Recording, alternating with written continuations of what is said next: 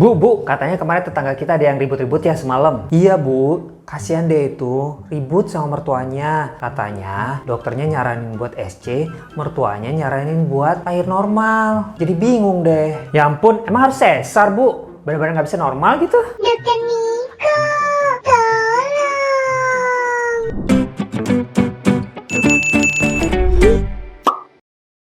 Hai Smart Moms Indonesia, ketemu lagi di channel Dr. Niko. Kali ini kita akan bahas tentang memilih metode persalinan yang tepat. Bingung kan mau persalinan normal atau sesar sih? Yuk kita ikutin video ini. Metode persalinan seperti Smart Moms sudah ketahui sebenarnya cuma ada dua, mau sesar atau mau lahir normal. Oh ya, sekarang kita udah punya metode ERAX loh, Enhanced Recovery After C-Section, yang memberikan kesempatan untuk Smart Moms pulih lebih cepat dan rasa nyeri yang lebih ringan. Jadi, kalaupun harus SC, jangan khawatir ya. Kalau Smart Moms penasaran dengan ERAX, nanti saya akan bahas di video selanjutnya. Jangan lupa tonton juga ya. Tapi bagaimana cara menentukan apakah kita masih bisa normal atau sesar dan kapan menentukannya?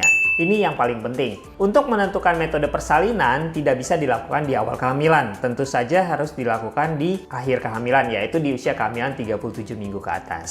Jadi kalau Smart Moms masih di bawah 37 minggu, jangan pikirin tentang metode persalinan dulu ya. Faktor-faktor apa saja yang perlu diperhatikan untuk menentukan metode persalinan yang tepat? Sebenarnya ada 3P+. Apa sih 3P+?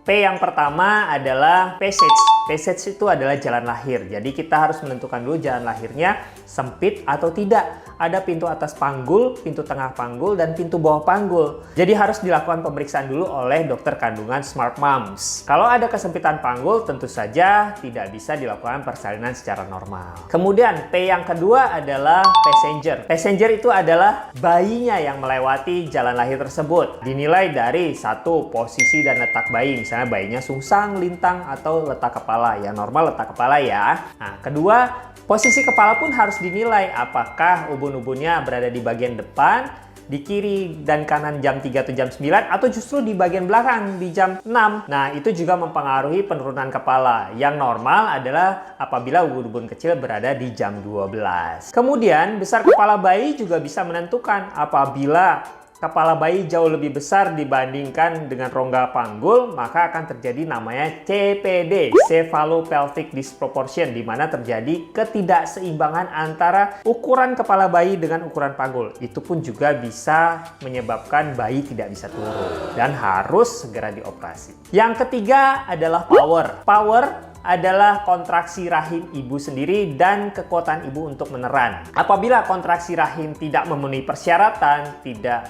bagus, kurang kuat, kurang teratur, dan tidak menyebabkan penurunan kepala janin, maka harus dilakukan augmentasi persalinan di mana kontraksi rahim ibu itu akan diperbaiki oleh dokter ibu. Kekuatan meneran ibu juga penting. Apabila ibu tidak bisa meneran dengan baik, maka kepala janin pun tidak bisa turun dengan baik. Bagaimana caranya memperbaiki kekuatan meneran? Yaitu mulailah melakukan senam hamil secara rutin sejak usia kehamilan di atas 32 minggu. Agar Smart Moms semua terlatih untuk meneran dengan baik dan benar.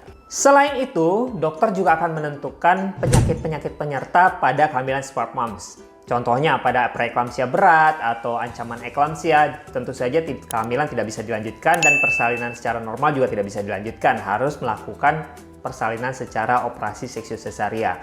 Begitupun kondisi-kondisi klinis lainnya yang menunjang dan memberikan indikasi jelas untuk dilakukan seksio sesaria. Untuk hal-hal seperti ini, Smart Moms harus mempercayakan sepenuhnya ke tangan dokter kandungan Smart Moms, karena dokter kandungan Smart Moms paling mengetahui metode persalinan apa yang paling tepat dan paling aman untuk Smart Moms. P yang terakhir adalah psikologis Smart Moms. Kalau Smart Moms memang berniat untuk hamil secara normal, maka Smart Moms semua harus mempunyai mental yang kuat untuk tetap bertahan sampai di akhir persalinan.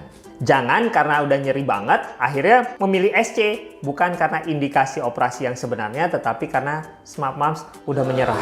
Paham kan? Paham kan? Kalau Smart Moms masih punya pertanyaan lagi, jangan khawatir, tinggal tulis di kolom komentar atau kunjungi Instagram saya di Nicholas_SPOG. Dan jangan lupa untuk like, subscribe, dan share video ini supaya saya bisa menjawab pertanyaan Smart Moms se-Indonesia.